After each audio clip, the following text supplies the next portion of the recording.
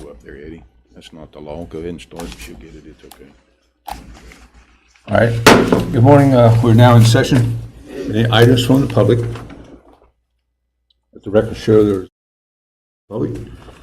Need a motion to approve the agenda. Mr. President, I move we approve the agenda as presented if there's no modifications or changes. Second.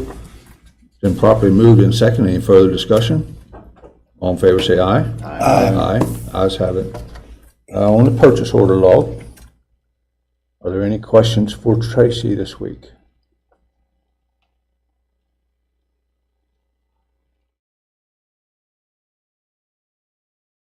Hearing none. Next thing up is internal budget revisions, and Mr. Wine will go over. We have 3 of them this week. Yes, sir. The first one you have is from Sheriff Blair to move from account 716, which is animal control, to move $2,000 from account 103 to account 108. The second one is from the Honorable Clerk Petrucci from Department 413, which is voters registration, to move $8,000 from line item 216, which is maintenance repair equipment, to account 341, which is materials and supplies. Mr. Hess, account 406, asking for permission to move $3,000 from line item 568, which is contribution other, to line item 341, which is materials and supplies.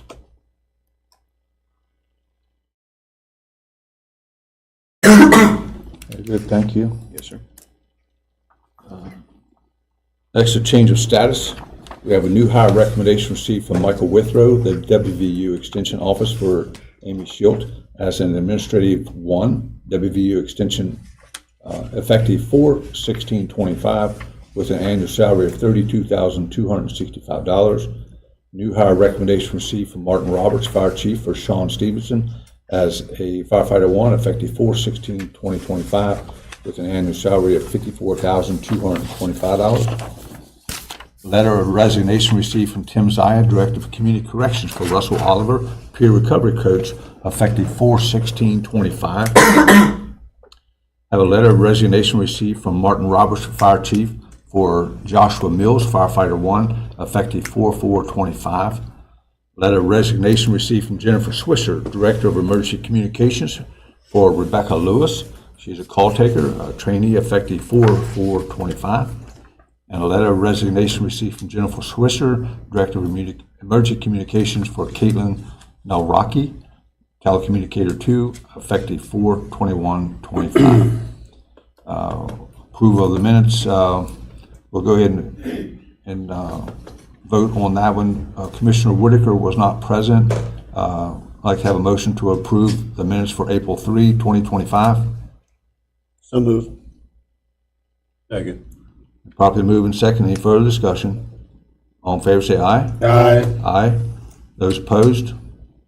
An abstention due to absence. Let the record show that Commissioner Whitaker abstained for absence. Have a bond release.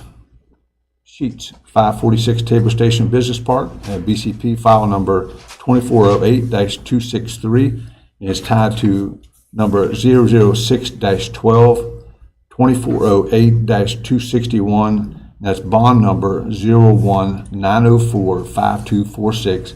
And Doug Smith, our engineer, makes that recommendation. Any questions for Doug? Thank you, Doug. Sherwood Forest Homeowners Association requests to be added to the ATV ordinance. And there's an attachment for that for discussion. And just for a note, that the bylaws for the subdivision currently have restrictions for ATVs. So a petition of 51% of the homeowners' signatures are not required by our legal counsel. I live there too, but I'm not seeing any ATVs. Can you explain that to me, what all that means?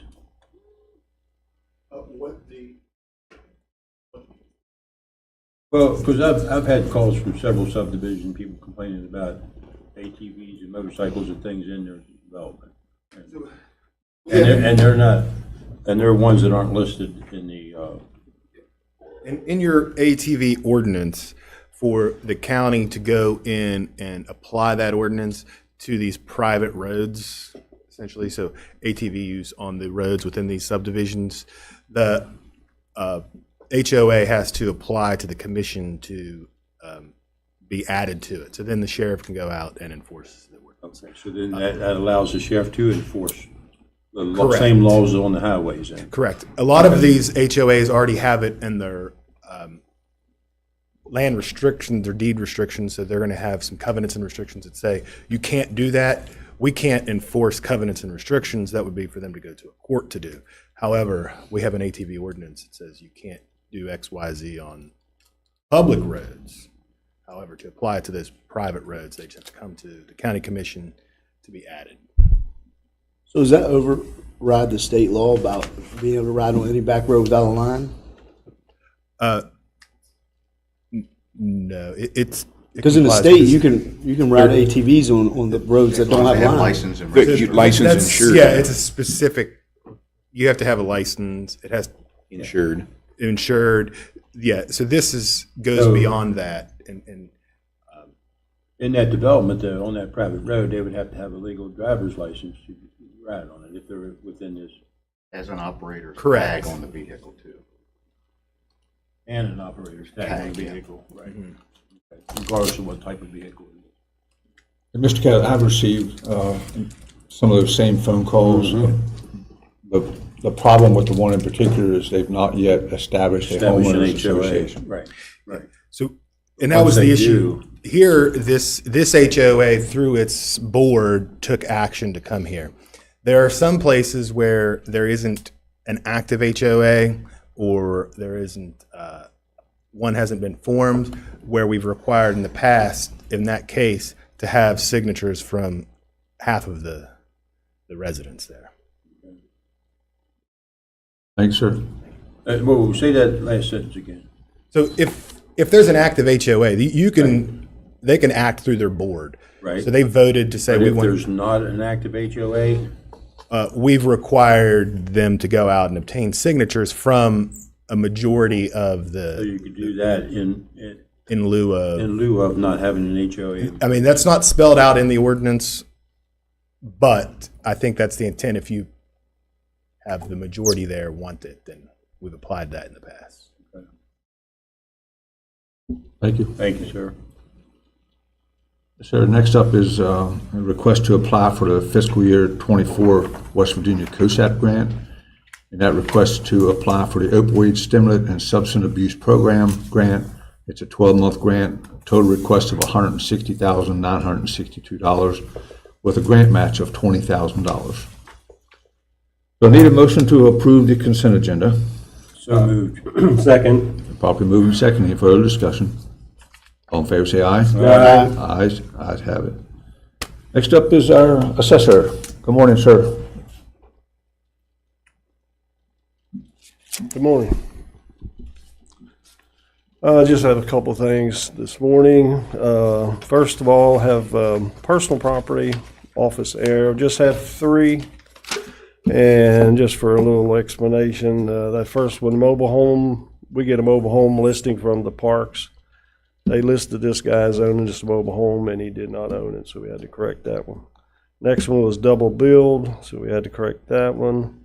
And the last one was just an account that had a 0 value on it, but it was still an account we had to just get rid of. But the total of those 3 is $322.54. All righty. Need a motion to accept the personal tax exoneration due to office air in the amount of $322.54. So moved, Mr. President.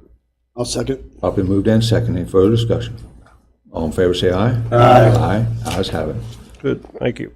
Just have one other today for your approval, and that's for real estate. We had property for Stacy Krim. There's 2 ways we can value finished basement areas. If we put finished basement area, it values it just like the upstairs, completely finished. The other way is we can value it as a rec room, and they don't value as much. This was valued as a finished basement. It was really a rec room, so we had to correct that. So just a change in the value of $59.64. Okay, sir. Need a motion to accept the tax exoneration for office air of $59.64. So moved, Mr. President. Second? Properly moved and second. Any further discussion? All in favor, say aye. Aye. Ayes have it. That's all I have. Thank you, Larry. Bye. Okay, board meeting reports. Mr. Boyd? Yes, sir. I did have a board meeting. Well, we had a board meeting, Roundhouse, last night, but there was no quorum, so we had an informal discussion of things that are going on. So I guess there was no real action taken. We did discuss the RFQs that had went out for the architect firm for working on that. They've scored those. Next is the interview process of those. The top three that came back were Thrasher, SM&P, and CEC. So the next process with that group that they put together, they'll interview those individually to try to bring back to the board to make a decision on which one we decide to bring on to design, do the site designs. And really, there was no quorum, so we talked about docents and tours and some things that are coming up, farmers market and things that are getting ready to start, but not really a lot of action happening. Very good. Thank you. Commissioner Hardy? Thank you, Mr. President. I apologize, I missed my planning commission meeting on Monday night because myself and you and Mr. Wines was in Charleston fighting for the taxpayers of Berkeley County. As you'll see, I'm dressed in all black today because I'm in mourning for the taxpayers of not only this county, but every county in West Virginia for the financial grab that the West Virginia State Legislature and the governor are trying to take from local tax dollars. There's a movement in the legislature right now with a piece of legislation to try to take local tax dollars from new economic development, from data centers and microgrids. A lot of these facilities are already exist in NDAs and are moving forward through counties throughout the state. These are local tax dollars. These are personal property tax dollars, and these are real property tax dollars that are local taxpayer dollars. They are the monies that we use to buy fire trucks, pay for firefighters, buy police cruisers and equipment, pay for our police officers, put ambulances on the road, and keep those ambulances staffed. They're monies that we use in our local parks for recreation for our local people. So I would ask everyone who is listening and watching this today, if you're a concerned taxpayer and you care about your local tax dollars staying in your local community to help your neighbors, then I would reach out to your legislators, your senators, and the governor's office and tell them, please, leave local tax dollars in local areas. Thank you, Mr. President. Thank you, Commissioner Hardy. Commissioner Whitaker? I can tell you about a trip that I took that involved a little bit of an air show that I would love to see happen at Martinsburg Airport, but I won't digress to that. I had no meetings to attend yet. Mine are coming up next week. Thank you. Commissioner Catlett? Well, you guys are in Charleston. I was on the phone Monday and Tuesday calling everybody in the state of West Virginia, gathering support through the CCA. Of course, we had a statewide phone blast all the way to trying to talk to a lot of counties that wasn't so sure what was going on, so making them informed to get them to join our cause to stop this. So we certainly, though, appreciate the fact that you three went down there and fought so well for us, and we appreciate that and thank you for that.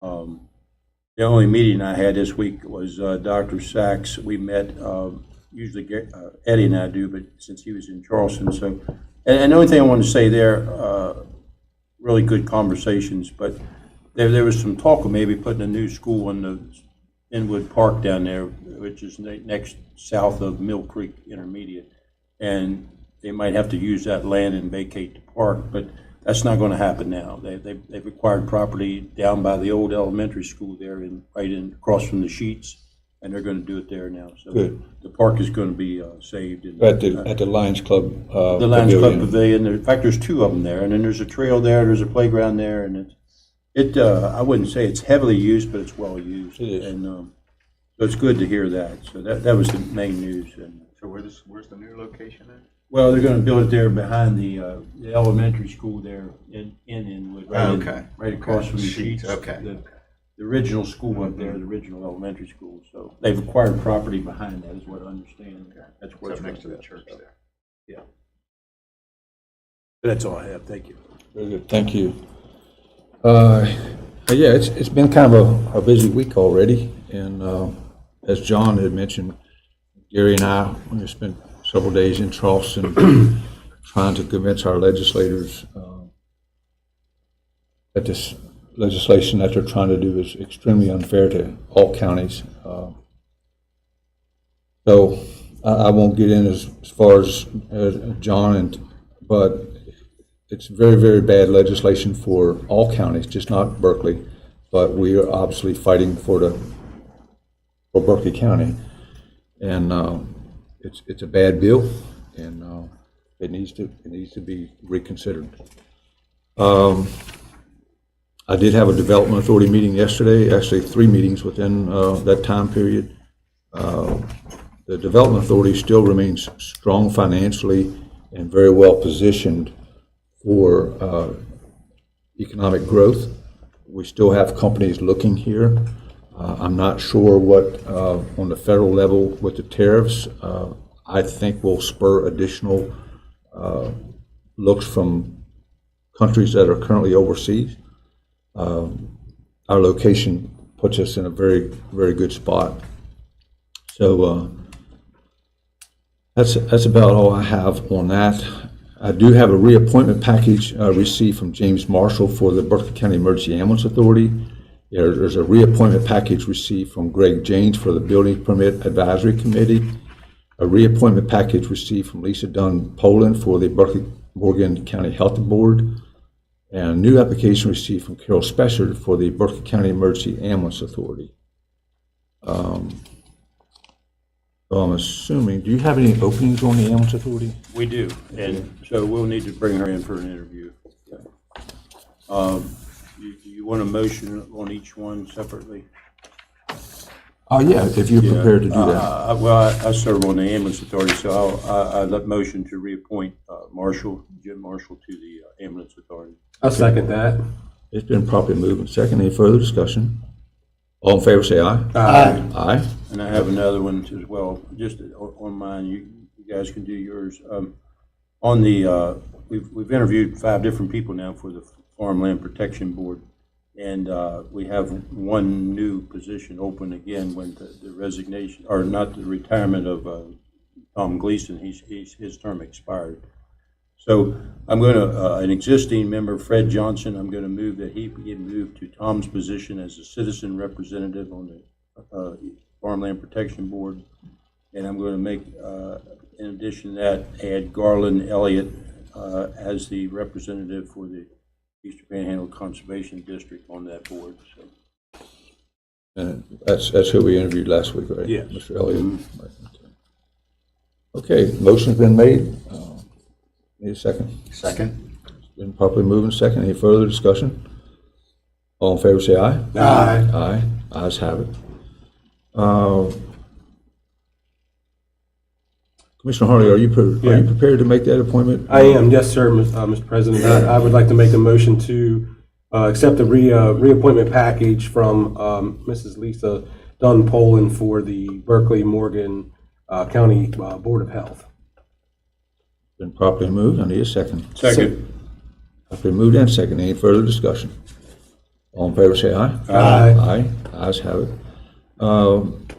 For Greg Janes on the Building Permits Advisory Board, that's a very low impact, not say impact, but a very low use board.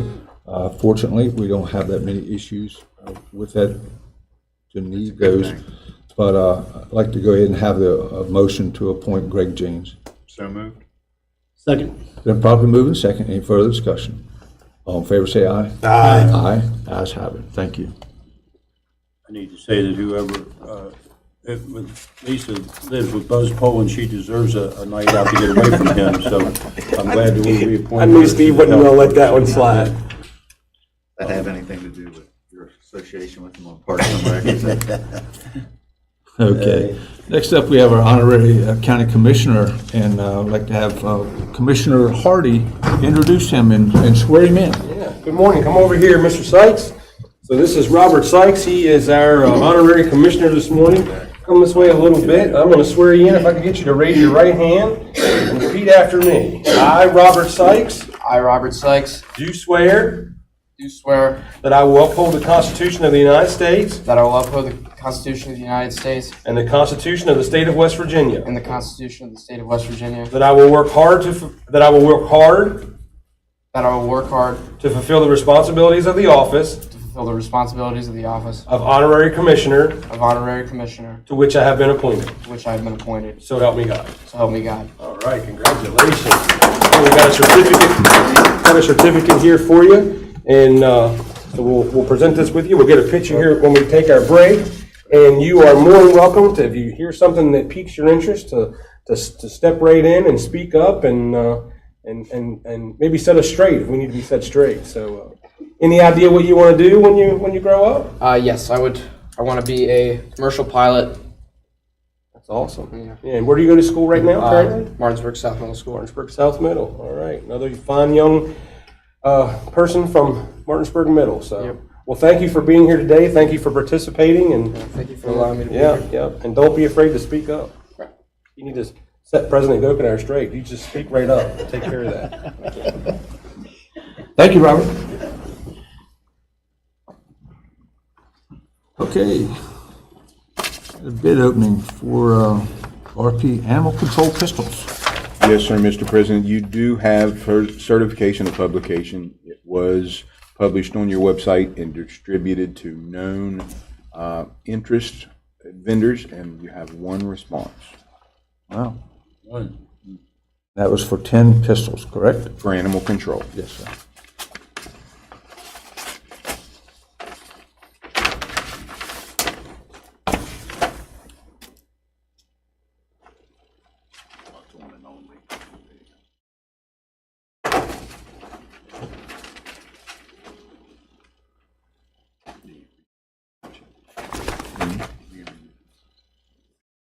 This bid is from Atlantic Tactical Incorporated out of New Cumberland, Pennsylvania.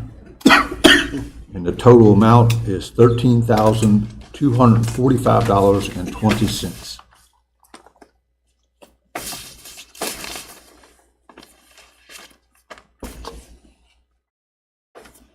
And next up is the bid opening for the RFP Interdiction Toolkit.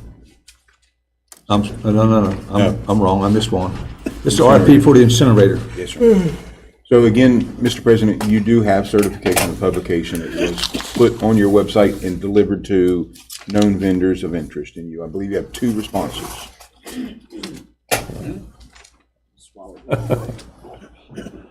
I ain't sick. Where is this used, Gary? Law enforcement for instances of, could be drugs, or if they need to incinerate a piece of evidence or something, once the court orders, so what they do with it. To destroy it from Yes, property. yes. Sometimes you just can't shred it. Yeah. This bid is from Mountain State Equipment Services Corporation out of Berkeley, West Virginia, and the amount is $45,900. And these are grant funded, the guns are not. Are we replacing one? Or No, we've I do never not had believe you have one. We've never had one. Correct. Gary, where does this grant come from, these grants? Don't quote me on this, but I believe this came from the First Foundation, Okay. which just incinerates drugs and things of that nature.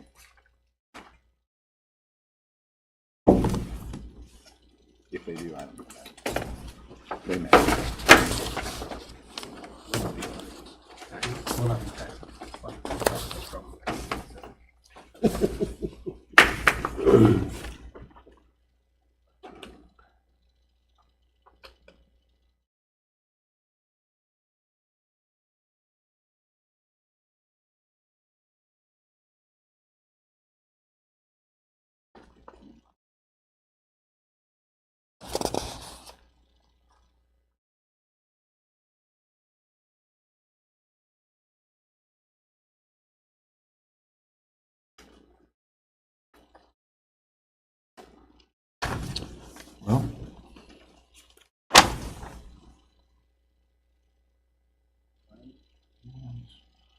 This one is from Technology International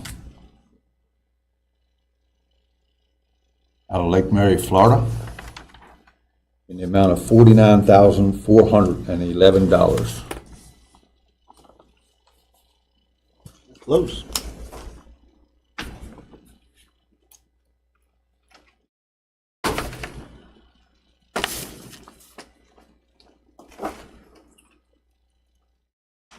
You want to do 3 minutes, or you want to do this one a little early? Excuse me? You want to do this one a little early? This is the 10 o'clock one. Only one. Response. Yeah. So the next one you have is for interdiction toolkit. You have one response. You do have the certification of publication. It was advertised on your, placed on your website and sent to a known local vendor.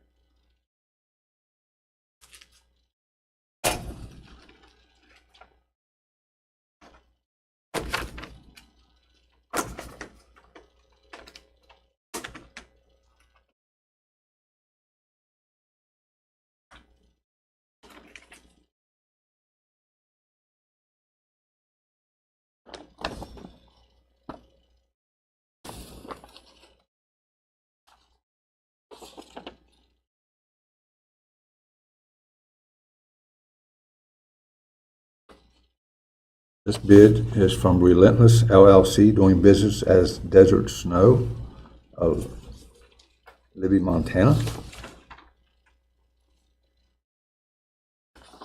The amount of $16,796.50. Was the only one.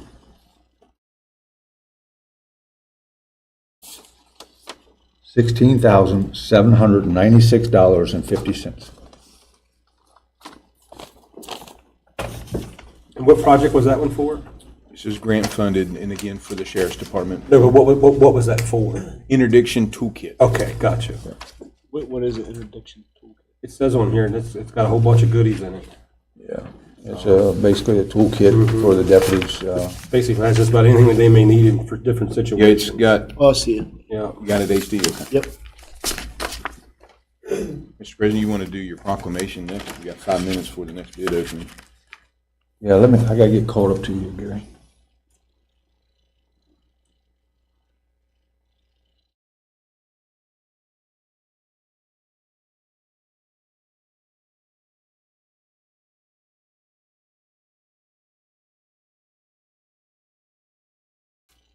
I got two of them at my shop. All right.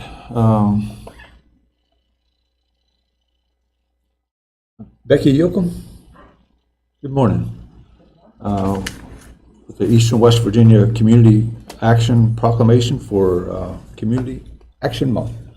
You want to come forward, please?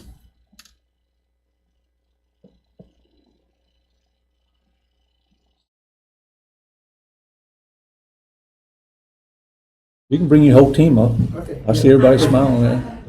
Well, thank you. I'm Matt Hinkle. I'm the Chief Executive Officer of Eastern West Virginia Community Action. And Jenny Schreiner is the State Director for Telamon Corporation.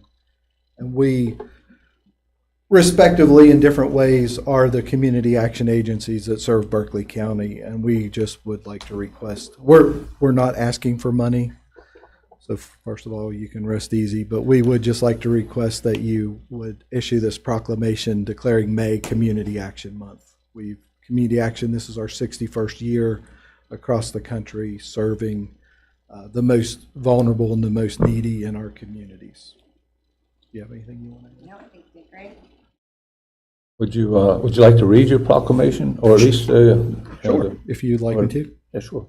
Whereas Community Action has made essential contributions to individuals and families across this nation by creating economic opportunities and strengthening communities, and whereas Community Action is a robust state and local force connecting people to life-changing services and creating pathways to prosperity in 99% of American counties, and whereas Community Action builds and promotes economic stability as an essential aspect of enabling and enhancing stronger communities and stable homes, and Whereas community action promotes community-wide solutions to challenges throughout our cities, suburbs, and rural areas. And whereas community action delivers innovative services and supports that create greater opportunities for families and children to succeed. And whereas community action insists on community participation and involvement, ensuring that all sectors of the community have a voice and will be heard. And whereas community action is celebrating 61 years of innovation, impact, and providing proven results for Americans. Now therefore, I, which would be you, Mr. Gokenhour, President of the Berkeley County Commission, do hereby proclaim May 2025 as Community Action Month in recognition of the hard work and dedication of community action. Very good. And that, your proclamation hits on a lot of efforts that need to be strengthened and reevaluated sometimes, that we have strong communities, strong households. A lot of the problems that we're seeing today start in the home with a lot of different issues that families may have and struggle with. So thank you for bringing this to our attention today. And if I may add, every 3 years, we as community action agencies have to do community needs assessments, and I think we're both on that cycle this year. So any input that you have with, if it's home repair type weatherization services, I would, feel free to contact us through Becky, or if it's other things, Jenny, because we develop our programming based on the needs of our communities. We don't tell our communities what we think they need. We let them tell us what they need, and we try to address that. thank you. Matt, maybe you can assist them in getting that word out to the public. Okay. Yes, sir. So I do need a motion to adopt the resolution. So moved. Second. Been properly moved and second. Any further discussion? All in favor, say aye. Aye. Aye. Ayes have it. Thank you. And why I have this crowd here, we have talked that we have some major concerns in our community for women with children who are in crisis. And we are working with Bethany House, which is the only facility that we have right now for women who are in crisis that have children. And we do have a battered women's shelter, but this is the only place that we have for women that are in this. And this commission has taken a hard look at that and has made some commitments to it. But we want to continue to work with you, all of your agencies, and continue to work in the community on the local level and the state level, continue to work on the state level to try to make sure that we are finding the most robust funding for that application as we can. And I'm sending the information just way into our folder. Yes. So I appreciate Yep. you working together. Yep. Excited to. Very good. Thank you. Do you guys have time? Bid opening. We do. Bid opening. We got a bid open. Yeah, we got a video opening to take right now. If you just give us a few more minutes. Yeah, thank you. You need to adopt it. Oh, we You good. haven't adopted, did you adopt it? Yeah, we. I meant, sorry, Yeah. I was reading this. All right, the next bid opening is for the Raymond spectrometer. Yes, sir. You, again, have certification of publication. It was placed on the website, disseminated to known vendors of interest, and I believe you have 7 of them. And 6? All right. 6. And this is for a quantity of 2 spectrometers, AKA Sniffers. bad chemical sniffers. Yeah, actually, I think right now the Office of Emergency Services, Office of Emergency Management does a lot of that for them now with the device that they have. Yeah, this is one of those grant-funded devices or grant-funded expenses that comes back around robin on you, where you'll have some maintenance involved in this because the licensor to keep this stuff active so it understands what's going on will come back someday. I'm sure I'm going to butcher this name. Rigaku. RIGAKU. Analytical Devices out of Wilmington, Massachusetts. That's for $54,000, $27,000 apiece. This one looks like Rigacube. What I'm going with. Sounds good to me.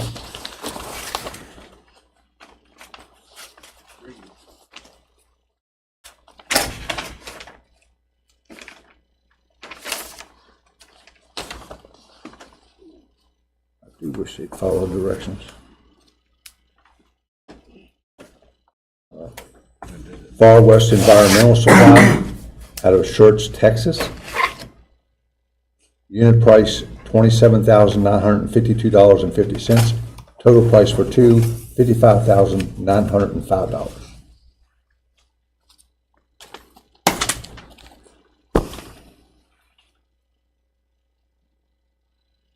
Bids inside. Sorry.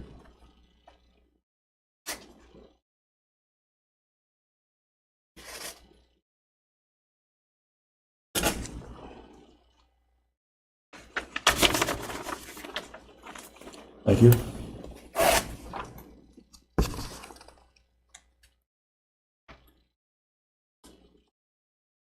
Government Scientific Source Incorporated out of Reston, Virginia.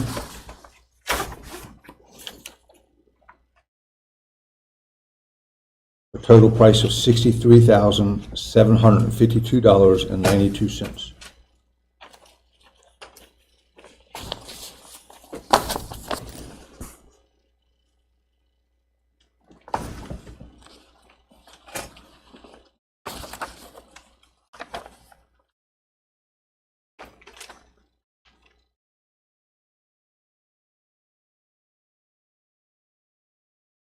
Next one up is Thermo Fisher Scientific.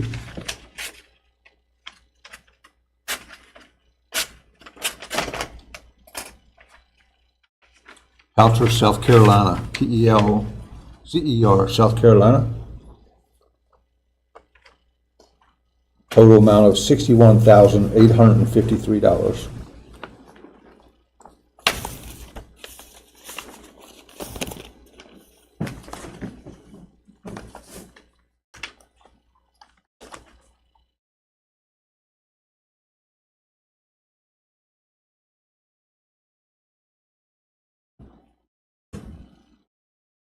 Anton Paar, P-A-A-R, USA Incorporated, out of Ashland, Virginia.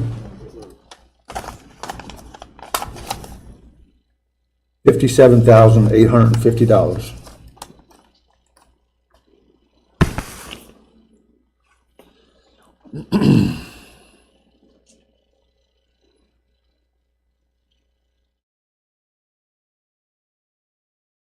Brinkman Industries, doing business as Metron USA Incorporated, out of Riverview, Florida, $65,218.50. Very good. Well, there's a lot of interest in that little device. Pretty consistent on pricing. It's always good. Yeah. It was tight.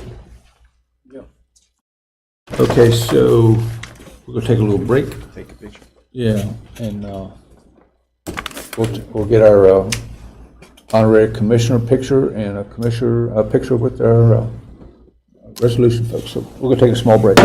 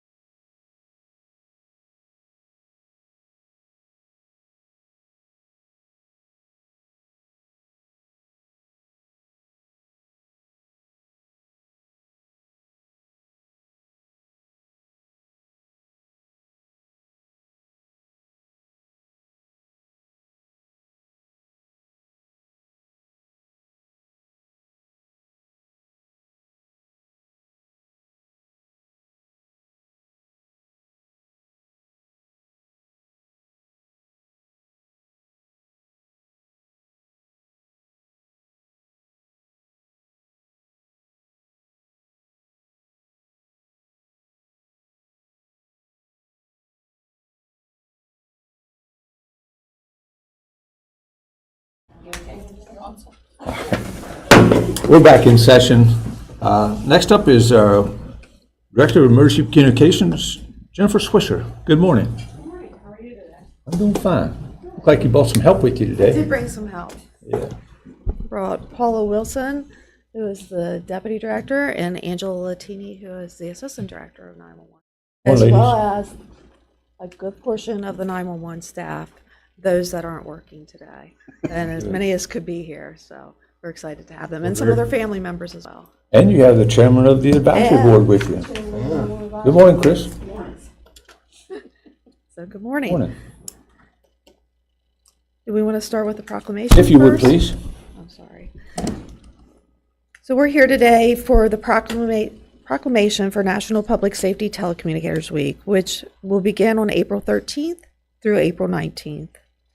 And this is a proclamation from the County Commission, and it reads, whereas thousands of dedicated telecommunicators daily serve the citizens of the United States and Canada by answering their telephone calls for police, fire, and emergency medical services, by dispatching the appropriate assistance as quickly as possible, and whereas the critical functions performed by professional telecommunicators also include those related to forestry and conservation operations, highway safety, maintenance activities, and many other operations performed by federal, state, and local government agencies. And whereas professional telecommunicators work to improve the emergency response capabilities of these communication systems through their leadership and participation in training programs and other activities. Now, therefore, be it resolved that the Berkeley County Commission does hereby proclaim the week of April 13th through April 19th as National Public Safety Telecommunicators Week in Berkeley County, West Virginia, in honor and recognition of our county's telecommunicators and the vital contributions they make to the safety and well-being of our citizens. And it will be signed this date, April 10th, April 2025. Very good. Thank you. Thank you. Let's just go ahead and get the motion to adopt the resolution, if you would. So moved. Second. It's been properly moved and seconded. Any further discussion? All in favor, say aye. Aye. Ayes have it. I want to get that out of the way before I That's forgot okay. it. That's All right? Yeah, wonderful. You know, so I think you probably have some presentations to make this morning also. Yes, yes. Okay, thank you. The first is just in general, kind of goes along with the proclamation. And this is from me to my staff and from Paula and Angela to our staff. This week, we proudly recognize National Public Safety Telecommunicators Week, which will begin again this Saturday, April the 13th. It is a time dedicated to honoring the unseen heroes of public safety. These professionals are the calm voice in the dark, the lifeline between crisis and help, and the backbone of emergency response in Berkeley County. Our telecommunicators are the first responders. Every day, 24 hours a day, 7 days a week, they answer the call, literally. Whether it is a frantic 911 call, a structure fire, a law enforcement emergency, or a medical crisis, they are the steady presence on the other end of the line, collecting vital information, giving life-saving instructions, and dispatching the right help where it is needed the most. In 2024 alone, our team handled tens of thousands of calls with professionalism and compassion, and an unwavering commitment to public service. They work long hours, weekends, holidays, and they do it all behind the scenes, often without the recognition they so deeply deserve. Next week, we will pause to thank all emergency telecommunicators, not just for the work that they do, but for the difference that they make in every life they touch. The citizens of Berkeley County are safer, stronger, and better because of each one of them. To our incredible team of telecommunicators here today and those covering shifts right now, we thank you. Your dedication, resilience, and heart are what make our county exceptional. Please join me and Paula and Angela in recognizing and celebrating our emergency telecommunicators. They are truly the voice of calm and chaos, and we are so very fortunate to have them. We are. It's our fun.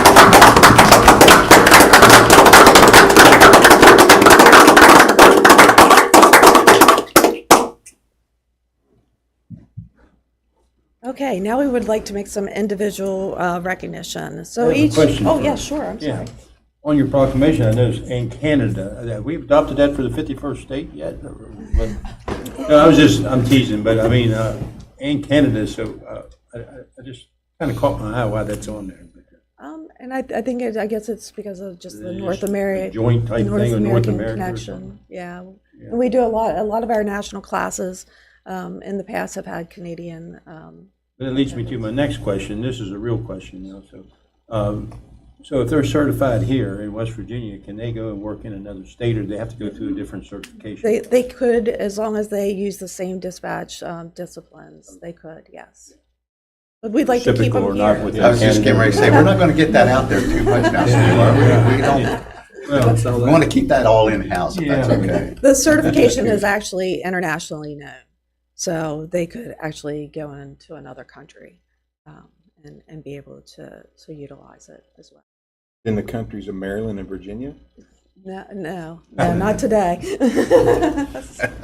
But yeah, so, and Angela being one of our instructors, as well as our EMD instructor, Bardana Woods, they've been all over the country.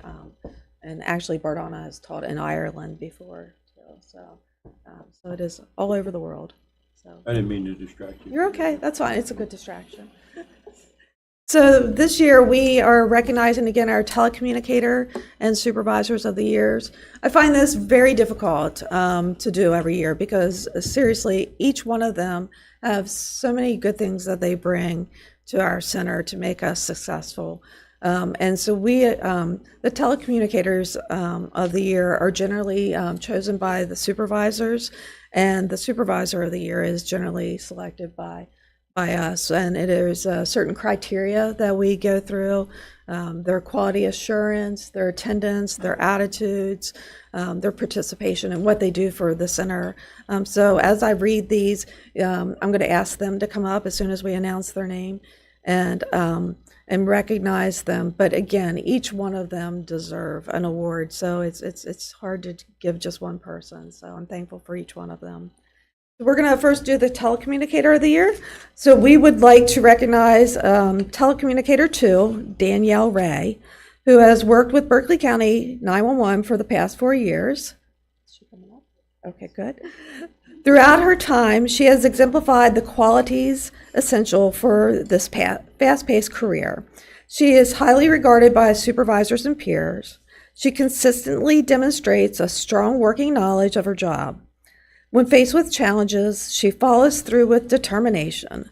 During high-pressure calls requiring firm action, she has the ability to remain calm, making it appear effortless.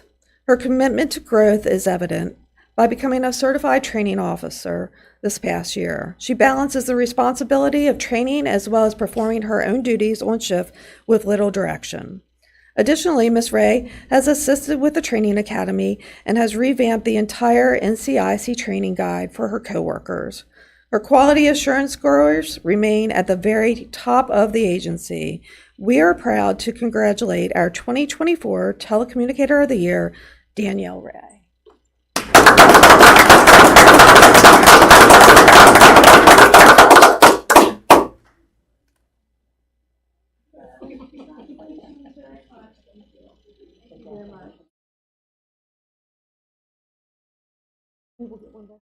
We'll have picture time.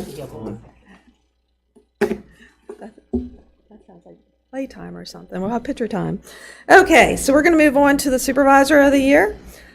It is with great pride and appreciation that we recognize Chastity Lovelace as our 2024 Supervisor of the Year.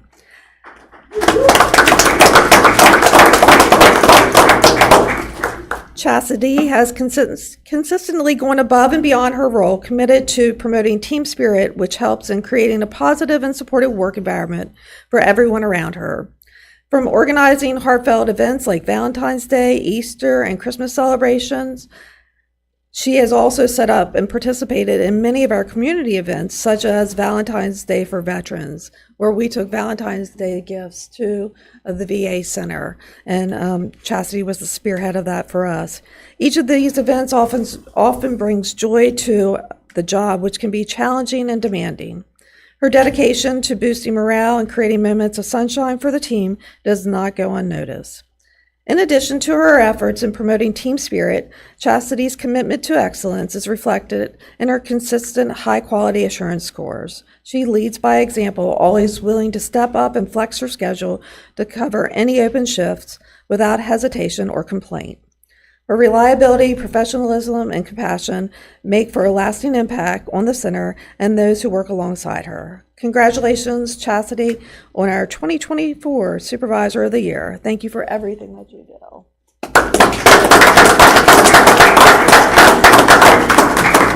Congratulations.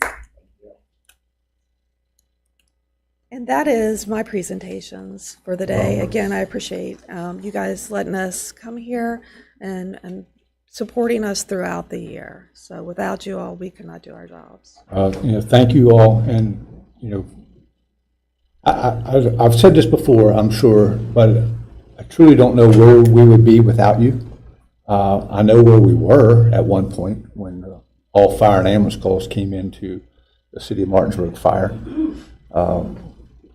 which I've spent many years, doing that at such a low level of technology.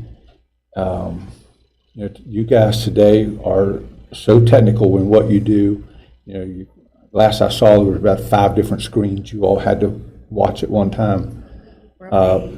8? Oh, Lordy.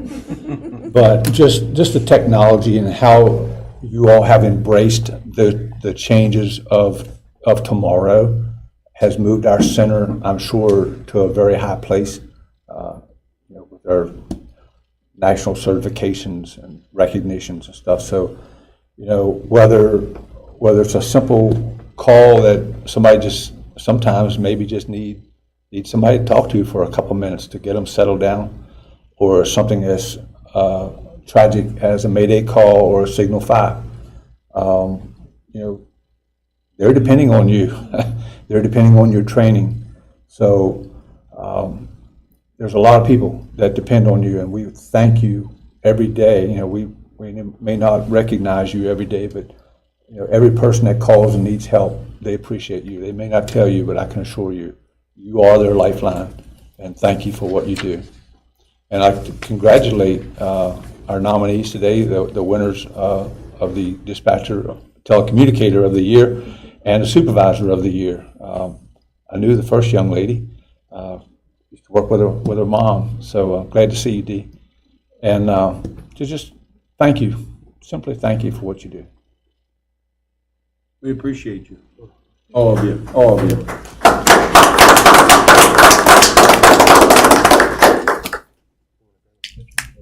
Let me see where we're at here. Yeah. Pictures. Yeah.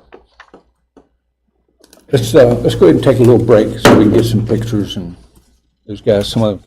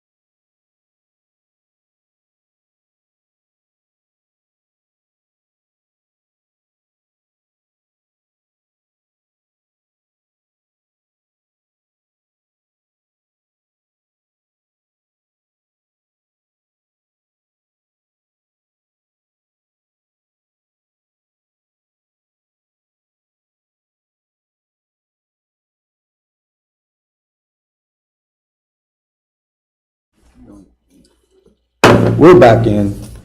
Next up is Robert Mahaffrey, the Chair of Berkeley County Museum Commission. Good morning, sir. Good morning, Mr. President. Glad to have you this morning. Well, it's great to be back. Yeah, it's been a while. Last time I was here was budget presentation time. Yes, sir. And, yeah, it's great to be back. And thank you for the time. Thank Penny for arranging it. Really appreciate it. Former fellow commissioner Matt Umstead is here. And I'd like to introduce two gentlemen, Marlon Green and Michael McGough. While they're not members of the commission, they're stepping up and will be organizing our outreach Friends of the Museum initiative across the county. Okay. So we're getting that launched, and I'm pleased you guys are here. Thank you. Did they voluntold, Rob, or did they volunteer? They volunteered. Wow. You guys sort of stepped up. Marlon, you worked at the Library of Congress. Still do, and Mike here. So they're going to put together our outreach programs, and Library of Congress is the most beautiful building in Washington, D.C. no question. No questions asked. No question about it. Before I kick into my brief remarks, I submitted a briefing paper for you all that was in your packets for this meeting. Do you have any questions to kick us off, or anything about the Museum Commission's work that we can fill you in on? You, quite honestly, you are ahead of us. You know, and we appreciate your efforts. You know, we just haven't gotten the traction yet that we needed. So, thank you, and obviously thank your colleagues for what they're about to do. But no, if you go ahead. Well, thank you, Mr. President. In the memo I submitted, really three key issue updates since our last meeting regarding our budget presentation. And while we haven't received formal notification with regard to our request, we understand the timeline and really appreciate the consideration that you're all giving to the Museum Commission's request for this 25-26 budget year. And I want to thank Commissioner Boyd. You know, he's at every one of our meetings. He participates. He gives us a lot of guidance as our liaison, and we really appreciate it, HD. Three things. In the packet, there's the language that was reviewed by the county's legal office. It's a request for qualifications. And at the heart of it is to solicit proposals from design firms that particularly, architectural firms, that particularly have a focus on historic buildings, restorations, and museums. The commission, a number of us have met with potential firms. Riggs and Ward gave a presentation that Commissioner Boyd was at, and we had full attendance of the commission. And their qualifications, certainly not to prejudge the process, but give us a high bar to meet as we're looking for a design firm. And there are other firms. So following the protocols outlined, our intention with the commission's blessing is to publicly post this request for qualifications, hopefully by Monday, so we get it in the works. There's a 2-week window where firms can then submit proposals. There will be a committee established from the commissioners, I'm hoping 3 or 4, that will review the submissions and rank them, and then make a recommendation at our May 22nd meeting. The language there really covers the qualifications, both in terms of skill, their portfolios, the type of work that they've done. And we, mark my word, we are very intent on finding the perfect, well, perfect's never perfect, but finding the best match to move forward with planning initially and developing some steps that we can take next for the old courthouse and the annex building at 110. So our intent is to approach both properties within this broader process, realizing that the ongoing efforts with restoring the annex building for the purpose of the permanent exhibit of the Norwalk 1914 underslung automobile will be sort of parallel tracks with the old courthouse, with the restorations of the first floor and the second floor courtroom. And Commissioner Catlett, President Gotchnauer, Eddie, and HD were at that meeting that we had actually with the Shenandoah Valley Battlefield Association Foundation. And that pivots into point number 2 in our report, and that is continuing to build the relationship with our friends at the Shenandoah Valley Battlefield Foundation. I can't report any particular update at this time. I know that there have been conversations, perhaps Commissioner Catlett, President Gotchnauer. Do you have any guidance or insight for us? Have you had any conversations with those folks at Shenandoah that you'd like to share now or later? Or I have conversations with them often, at least once a month, about various different projects in the county, and they are on board, very, very interested in helping with the courthouse project and get involved with that. So. Great. So we'll wait for some guidance. I'm happy to reach out to them. I know Kevin is a busy guy, and I've been on their site since we last met. I actually went to Winchester and toured the Civil War Museum at the old courthouse there on the pedestrian walk. They've done an excellent job. And the firm, actually, that we're looking into that did that work for them is Riggs Ward. That's how we got introduced to them, and we felt that having that connection with Shenandoah and with that architectural firm and the Museum Commission would be a really great fit.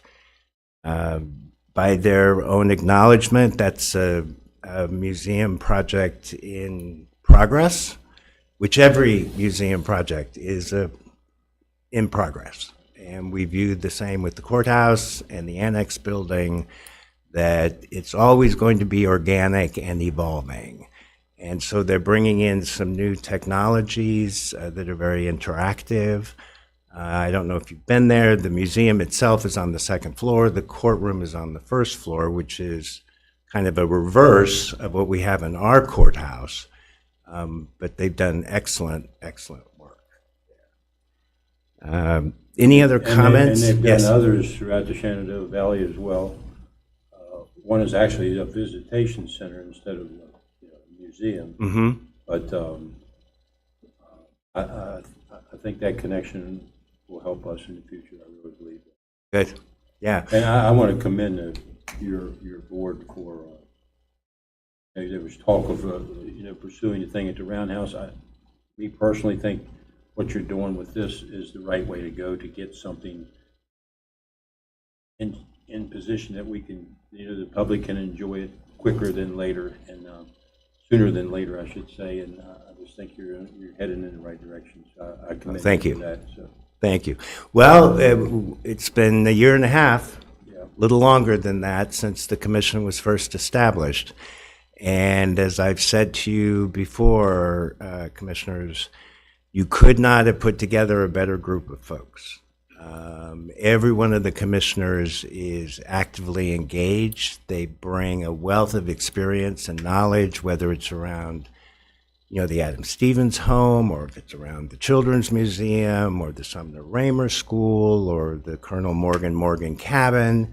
We have all those voices around the table. And as we're looking at a holistic approach to knitting together all of these heritage and cultural resources across the region, you couldn't have a better group of people doing that. And I'm proud to be part of that group. The third piece of this in the report, and then I'm happy to answer any of your questions, is the issue of storage space.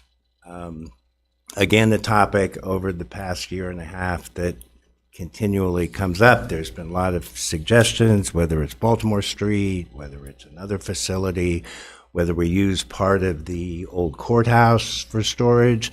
We kicked around the idea of the roundhouse, but that didn't seem to be a good fit from a climate control standpoint. We need some space. And because the donations, as the word's getting out, we've had some good press about the commission's work, and folks are now approaching us. And our concern is that if we don't have an avenue to accept these donations and care for them, catalog them, and have them in a secure place, they'll get auctioned off somewhere or someone. And some of these historical items really are foundational to our county and region's history. So we need some space. And I'm hoping that, and I'll follow your leadership, if there can make some determination about which space we could actually use. We're already collecting items, and we don't want to lose the opportunity that these will end up far away from where they should belong, which is in our museum. So I'd leave that question to you. If there's any sort of way that we can assist in identifying a location, we're happy to visit sites, and but we're hoping that that can be decided in conjunction with our issuing of the RFQ and going through the bidding process and the review process with potential firms. So we'd like to have a site lined up by early June. Yeah, and we really haven't had a chance to discuss that yet as a group, so. Yeah. But we will. I don't know how much space do you need? You have an idea? Well, square footage wise, I would think, considering that some of the items are quite large. So for example, we're now in possession of the original grist mill wheel from the Falling Waters old mill. And that's a chunk of a piece of equipment. A lot of the artifacts and memorabilia that are coming in are old papers, documents, photographs, pieces of art. And while we're not being consumed by all the offers coming in, we know that once we have a place, we're going to actively reach out to the community and say, look, we now have a facility to store this material. Let's make arrangements for your donations and get that process going. We've established an architectural conservation committee, artifacts and restoration. We also have a marketing and outreach committee and a budget and fundraising committee that are kicking in and meeting. So the artifacts committee, we certainly want to consult when we're thinking about a location. But as far as footage, you know, if we could get 5,000, I'd be happy. But So we either need one place or two places, to be honest with you, because there's some things like what he's saying, the cog for the mill, it doesn't need to be climate controlled. You know, I don't know if there's space at Baltimore Street for that or something like that, but. So if I make Baltimore streets, you really are your own option. 110 and 100 aren't conditioned, and they're in the process of being, the furniture that you just declared surplus is being auctioned. So there is a space at Baltimore Street. You could probably start with an easy 2,000 square foot and offer it for use. It is casually conditioned. It doesn't freeze. It doesn't sweat. It's dry. You have machinery there if you have to unload something. So if the commission so chooses, I would offer that Baltimore Street's probably the only option that you could allow stuff to be stored right now. Okay. Oh, we got to start. thank you. And when you make a final decision, just let us know, because we're prepared to move ahead. That basically is a summation of my report. Again, the schedule for the RFQ, if we're planning to get it posted publicly in the Journal and on a number of websites by Monday. The 2-week period takes us to the 28th of April. Once the submissions have been reviewed initially, the committee will meet and, as I said, be prepared to offer a recommendation at our Thursday, May 22nd meeting. And by the way, our meetings are open to the public, as yours are. I want to express again appreciation to HD and to Steve and to Eddie who have attended some of our meetings. You're all welcome. And if there's any time that you have questions that pop up on what the Museum Commission is doing, and we always want to make sure that we're totally in step with what your expectations are as the leadership of our county. And I want to acknowledge Administrator Wine as well. We've had a number of meetings following up on things and really appreciate it. With that, I'll take some questions or comments. I have just some kind of broader questions. Sure. So this really piques my interest, and I think it's something that's very important, especially the documentation and the things and the stuff are, is really cool. But the documentation is something that's, once it's gone, it's gone. Right. So has there been any discussion? Do you know what like your one-time dollars would be to get the museum up and running? Do you have you guys started focusing on like a budget of, if you said, hey, Mr. Commissioner, I could have X amount of dollars from X amount of place. Like, what is your one-time cost, not to maintain or keep it running, but just to kind of get things up and running? Well, Commissioner Hardy, that's a very good question. Okay, that's fine, and that's fair, because you didn't come here today to talk about that. But my questions are, can we reach out to, Secretary Ruby now is overseeing a lot. She is overseeing the economic development got pulled back into there, and Historical and all. historical stuff got pulled in there, and tourism, and so she's overseeing the tourism and all that stuff. So, and you spoke briefly, and I've had these conversations with Chelsea about like a heritage trail. So like when we get this museum up and running, and then we could advertise Berkeley County with like a heritage trail, and we can touch on all those places that we talked about, right? Going to the Morgan and Morgan cabin, so when people come here for tourism, maybe there is, and I know HD, you guys were working on an app that laid out, places for people to visit while they were in the area. So, we call it a Berkeley County Heritage Trail, an Eastern Panhandle Heritage Trail, whatever you want to call it. And maybe there's some state dollars from that in tourism, if we can tie that into tourism. And maybe that helps us get some one-time dollars for our museum. Right. So I think that's worth a conversation. And I just didn't know, like, what maybe, and this is a conversation that we can have later. Me and you we're friends. I'll stop over and we'll have You painted our house. Yeah, right. We'll stop over and have a drink and we'll talk about this. But what are those one-time dollars to get this up and running? And also, what is, the Shenandoah, I'm sorry, Steve, what is that called? The Valley Battlefield Foundation. Right, and that's a wonderful organization. How can they be our partners in this? And, there's dollars that we need. But I'm very excited about trying to put together like some type of tourism heritage trail where people could come here and do those type things. So, In fact, I'm reminded of not long after we really kicked off, we got in touch when you were down in Charleston during a session a couple years back. Yeah. I've always had this idea of, like, who Forrest Fenn is? Forrest Fenn was a very wealthy art collector, and he became ill, and he hid some jewels and some gold and some coins and stuff in the West, and it became this big saga to go find that, and it brought a lot of tourism to that. And I always thought that West Virginia could have something like that, like a Forrest Fenn type project, or maybe even the Eastern Panhandle could have that, where it brings people in for tourism. So, but that's another conversation. But actually, very quickly, if I may. From the beginning, as we've gone through this process of identifying a site, what the pros and cons were, Commissioner Catlett mentioned the Roundhouse. We did explore the Bridge and Machine Shop building. We explored a number of different options. And again, to the museum commissioners' credit, no one got frustrated. They got impatient from time to time, but I don't view that time spent as sort of a circle. It's more like a spiral, because a lot of these conversations have laid a very solid grounding for where we are now. So the time, the conversations, the visits, all of that invested, I think, was time well spent. And during that time, we're always talking about resources and what that would look like. Our first budget submission, as you may recall, was for just shy of $200,000, which was directed at a couple of very discrete projects. One was bringing in an exterior lighting designer to uplight the cupola on the old courthouse, to refinish the cupola, gold leaf the cupola, redo the state medallion,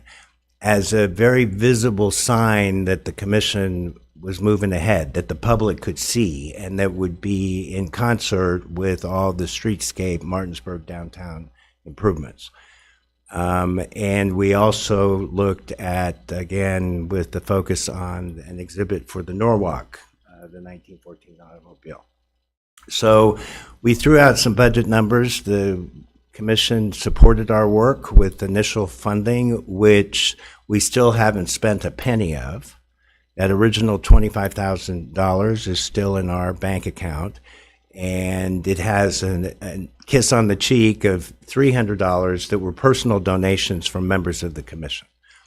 And quite frankly, I've made it a point, having been in nonprofit work with a focus on public education for 30 years, when we were always looking for grants to support programs that we had, boards and nonprofits. And I believe, and while I no arm twisting, no guilt here, but I believe that if you have a board, it's very important to tick off the list that every one of those board members has made some sort of contribution, as modest as it may be. And not all the commissioners have stepped up, but I'm confident they will. They certainly have been incredibly generous with their time and their focus on what we're doing. But those monetary contributions, I think, because I've been on the other side with foundations and philanthropies, and when you can say to a potential supporter, all of our folks are on board, they've got a little skin in the game, I think that's really important. As far as funding is concerned, I think one of the disappointments, quite frankly, is that the Museum and Library Institute at the federal level has been zeroed out. That was a federal investment coordinated with the National Endowment for the Arts, the National Endowment for the Humanities, an annual budget of about $200 million that was specifically used to support small town and rural libraries, museums, heritage, and cultural efforts. Their focus was incubating these opportunities in communities that don't have the wherewithal that the Met has or the Corcoran has or whatever. So we're kind of navigating around the fact that for now is not an opportunity that we'll be able to take advantage of. And it was very high on my list. But our thinking is that if we can get these drawings done, we can develop some, really compelling visual images of what the courthouse could be, will be, in my opinion, particularly the courtroom on the second floor. And I think that we have an opportunity with the upcoming anniversary of the 1877 Great Railroad Strike, as we're coordinating with some of the roundhouse activities. I think the reality is we're going to have to rely 90+% on the generosity of foundations, philanthropies, community foundations. We have a very vibrant community foundation here in the Eastern Panhandle. There have been some conversations there. But once we get the drawings done and get some sort of sense by, summertime, maybe even needing to move into the fall, we could do a major outreach and we'll have events that can bring people in as previews for what we have. But I don't lose sleep over the money part of it. I think if we have the best ideas, we'll be able to put together the partners that will fund the project. But ultimately, we're looking at a healthy 7 figures, and that's going to be both structurally with the buildings themselves. I mean, thankfully, the annex has a new roof on it, thanks to the commission and how that was all put together. But we have structural issues, we have climate control, security issues. So those infrastructure pieces of it are going to be expensive. As far as establishing initial exhibit space on the first floor of the courthouse, maybe bringing in some other entities, the Convention Visitors Bureau, the Visitor Center, some other pieces that can use that as office space. We're planning on having a small office there for the Museum Commission as sort of a point of contact. And then the restoration of the second floor courtroom with its history and the history of, you know, John Robert Clifford and the Civil Rights Movement and all those pieces that are right here. And when I tell people the story about Clifford or the Norwalk or all of the people just like scratch their heads. They're like, really? Martinsburg? I'm like, yeah, Martinsburg. And what we're doing here is going to catalyze all of these pieces and really bring light to them. And most important, it's going to provide an opportunity for our kids, our schools, our libraries, our faith-based communities to all be interwoven and connected with this history. And I can't go any further on the money part of it because we just don't know. But it's going to be a healthy 7 figures, and it's not going to come from the taxpayers of this county. It's not going to come from the federal government in a lot of ways right now. It's just not. And but we have partners out there and foundations that I think once we have the presentation together, people will line up to support it. I just really believe that. Well, we asked the tourism Ruby to get involved, and Kevin Jason Barrett is a finance chair from Berkeley County, and he has spoken with her, and there should be a line item in the tourism budget this year for the first time for Civil War recognition projects in West Virginia. And we're trying to get at least $500,000 in there. They haven't finalized the budget yet, but that's being worked on, and I think she's in support of it, hopefully. So that's what Great. we've been told. And at the national level, the battlefield money's there. It hasn't been taken away. And of course, we're trying to get West Virginia through Capito's office to get West Virginia qualified for those funds, and that could be a serious amount of revenue for us. So I remember when that came up in our meeting. So is there any update? I haven't talked with Kevin, but is there any update on that effort to include Berkeley and Jefferson under that we're historic? still working on it at this Yeah. point, yes. And Well, hopefully if that'll there's happen. any way we can be helpful as a voice for supporting that, the history of how that all evolved, still makes me laugh. But Berkeley and Jefferson should be in that designation. Absolutely. And it should have happened from the beginning, Should've, but it yeah. didn't. So if we can help with that, let us know. Very good, sir. Thank you. Thank you. And thank you for your presentation today. And, Appreciate your patience. We're all in this together, and, That's right. and I'm confident we have the same vision. So That's right. That's Thank what you. matters. Thank you very much. Sir. Okay, next up is County Administrator on the 23-24 audit report. Thank you, Mr. President. You know, I've always said you never want to follow Maria Lawrenson when you're going to do a presentation, but following Rob Mahaffey is a challenge too. This guy, I mean, I don't know what he's selling, but he's good at it, right? So Selling history. he's great. Selling history, yeah. Preservation of history. Correct. So you are in receipt. I guess I should say that your 23-24 fiscal year audit is completed. That ended June 30th, 2024. BHM CPA Group out of Huntington was the audit firm selected by your audit committee, and you approved that. They were on site for a week. Thanks to the county commission staff, the county clerk staff, the sheriff's tax office staff, provided them everything they needed. We didn't have any issues. They got to use your new multi-purpose room. Couple foot. I can remember years past where we stuck them in closets and they worked. So they over there. They were. It was a good thing. So they've completed. Proud to say and anxious to say that you have no findings. The management letter is clean. Nothing stood out. It is what it is. They did a great job, in my opinion. And just. And this was their first time doing that. But No, sir. This was their second. This was their second. Just for your clarification, to respond to, hey, I want to audit, you have to be on the approved West Virginia auditors list. So it's a small amount of firms that do and can be selected from. We get more no thank you letters than we do here's our price letters because you're so large. But all in all, your finances are in order. The auditing firm believes so. So this has been submitted to the auditor's office. It's been posted to the Federal Audit Clearinghouse website. As soon as it's presented to you today, it'll be on your website tomorrow, or if not later this afternoon. So if there's any questions for me, I didn't do it. But again, how do you argue with an auditor that says, hey, you're doing a good job, keep up the good work?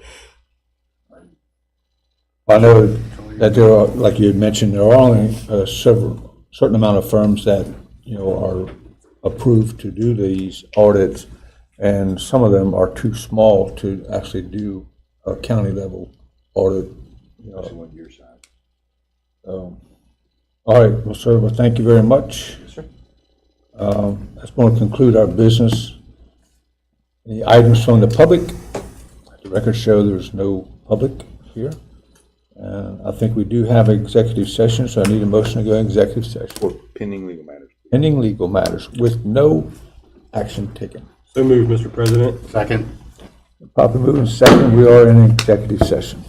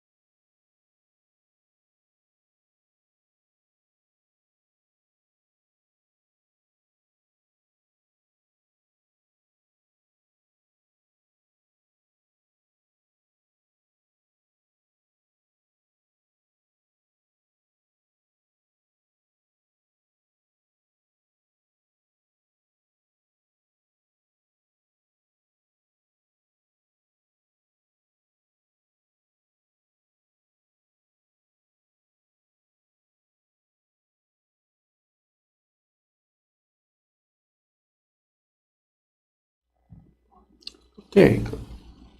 We're back in session. There will be no action taken. Need a motion to recess. Mr. President, I move that we recess. We are in recess.